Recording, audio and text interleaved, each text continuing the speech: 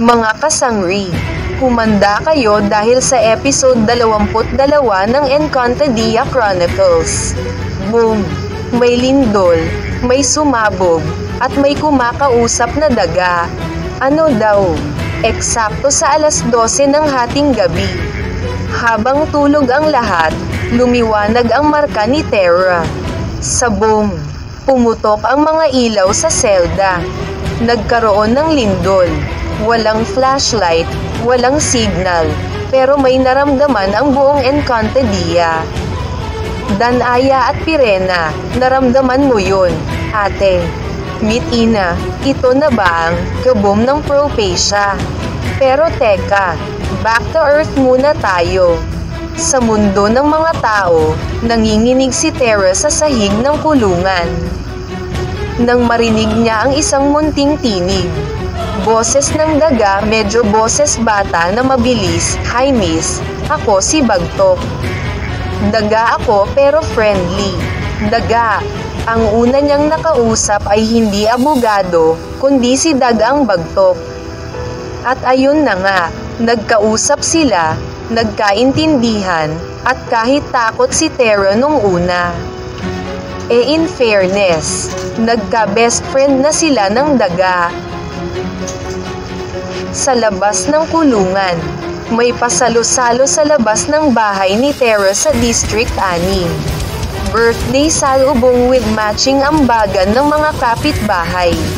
Kapitana, ambag para sa kalayaan ni Terra. Mga kapitbahay, kahit barya-barya lang. Nanay Mona, salamat po mga kumare at kumpare.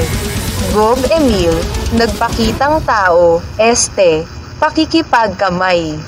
Palayain nyo na si Terra, birthday naman niya. Kinabukasan, yay, nakalaya na si Terra. Pero, teka lang, hindi pa tapos ang kababalaghan. Naririnig na niya ang mga manok. Nok-nok, Sunoy. Ikaw na naman. Nilagyan mo ng balahibo ang pakpak ko.